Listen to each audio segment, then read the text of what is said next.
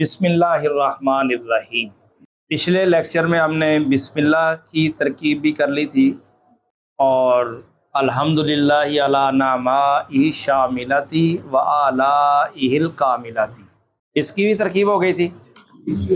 اچھا، اب ترکیب کرنے کا مقصد ایک یہ بھی ہوتا ہے نا کہ جہاں یہ معلوم کرنا مقصد ہوتا ہے کہ کلمات کا تعلق آپس پہ کیا ہے، کون سا کلمہ کیا بن رہا ہے، ہاں جی۔ دوسرا یہ بھی معلوم کرنا مقصد ہوتا ہے کہ ان کا اعراب کیا ہے، ان کا اس کو مرفوع پڑھنا ہے، منصوب پڑھنا ہے، مجرور اور پھر کیوں پڑھنا ہے۔ تو اب ذرا ہم تھوڑا سا اجرا کرتے ہیں اعرابی لحاظ سے۔ بسم اللہ الرحمن الرحیم، اب آپ بتا سکتے ہیں کہ یہ با کو مجرور کیوں پڑھا ہے؟ ہاں، یہ میں نے آپ کو بتایا تھا کہ با حرف جر ہمیشہ یہ مبنی بر کسر، یعنی یہ ہمیشہ مکسور ہوگا، مبنی ہے، تو اس کو بھی پڑھیں گے اس لیے۔ اچھا، اب آگے اسمی، اس کو کیوں مجرور پڑھا ہے؟ کیوں پڑھا ہے؟ یہ دیکھو نا، مجرور جو ہوگا تو مجرورات تو صرف دو ہیں، ایک مجرور یعنی جو اس پہ حرف جارہ ہوگا یا پھر وہ مضاف الیہ ہوگا۔ تو اس میں اس کو مجرور کیوں پڑھا ہے؟ بحرف جار کی وجہ سے اس کو کیا پڑھا ہے؟ مجرور، ٹھیک ہے۔ اچھا، آپ یہ بتا سکتے ہیں کہ اس پہ ہم نے تنوین کیوں نہیں پڑھی؟ شابہ، کیا معنی تنوین ہے؟ مضاف ہونا۔ معنی تنوین کتنی چیزیں ہیں؟ چار چیزیں ہیں۔ ایک مضاف ہونا یعنی مضاف پہ تنوین قیامت آ سکتی ہے، مضاف پہ تنوین بلکہ قیامت کے بعد تو سب کی، مرنے کے بعد سب کی زبان جو ہے نا وربی ہو جاتی ہے، وہ تو بدرجہ اولا نہیں آ سکتی، ہاں جی۔ مضاف پہ تنوین، اس طرح غیر منصرف پہ تنوین،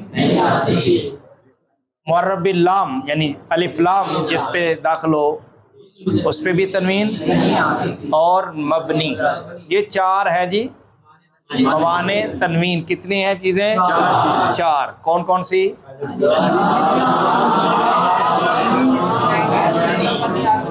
الف لام، مضاف ہونا، غیر منصرف ہونا، اور باقی دارہ فعل اور حرف پہ بھی نہیں آتی کیونکہ یہ علامت اس کی ہے، لیکن اس میں یہ ہے کہ وہ تنوین ترنم آ جاتی ہے، ترنم آ جاتی ہے۔ باقی جو چار قسمیں ہیں وہ فرق، ٹھیک ہے۔ تو اسم پہ تنوین نہیں پڑھی کہ یہ کیا ہے جی؟ ٹھیک ہے۔ اب لفظ اللہ کو کیوں مجرور پڑا ہے؟ کیونکہ اس کے شروع میں حرف جار، اچھا کیوں پڑا ہے اس کو مجرور؟ یہ کیا ہے؟ لفظ اللہ کیا ہے؟ مضاف الیہ، کیونکہ اسم کو کیا بنا ہم نے؟ مضاف، اور یہ مضاف الیہ ہونے کی وجہ سے کیا ہے؟ مجرور، ٹھیک ہے۔ الرحمن، اس کو کیوں مجرور پڑا ہے؟ کیونکہ اس کے شروع میں دیکھیں اس کے شروع میں حرف جار بھی نہیں ہے، مضاف بھی نہیں ہے، تو جار دینے والے تو دو ہی چیزیں ہیں نا، یا حرف جارہ ہوگا یا مضاف، یہاں تو کچھ بھی نہیں ہے، نہ حرف جارہ میں سے کوئی ہے حرف اور نہ ہی مضاف ہے، تو اس کو کیوں مجرور پڑا پھر؟ ہاں شاباش، یہ بات یاد رکھیں کہ اگر عامل نہیں ہے کسی کے شروع میں، عامل نہیں ہے، پھر بھی اس پہ دارہ کوئی اعراب آ رہا ہے تو پھر اس کا اعراب کیا ہوگا؟ تبعی۔ اس کا اعراب کیا ہوگا؟ تبعی اعراب ہوگا، تبعی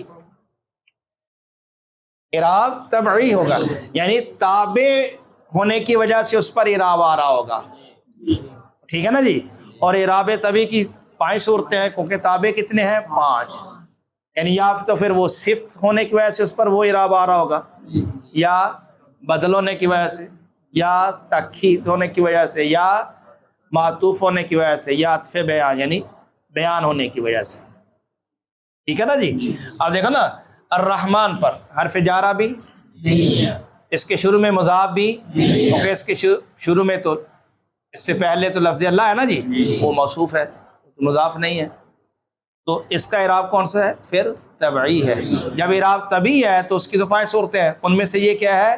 صفت، کیا ہے جی؟ یہ لفظ اللہ کی صفت ہے، اور موصوف صفت کا اعراب ہے۔ اسی طرح الرحیم، اس کو کیوں مجرور پڑا ہے؟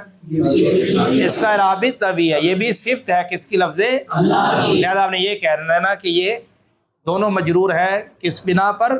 لفظ اللہ، اس میں جلالت کی صفت ہونے کی۔ اچھا الرحمن، شاہ صاحب اس پہ کیوں نہیں تنوین پڑی؟ الف لام ہے، شاباش۔ الرحیم کے آخر میں تنوین کیوں نہیں ہے؟ ٹھیک ہو گیا بیٹا؟ جی، سمجھ آ گیا؟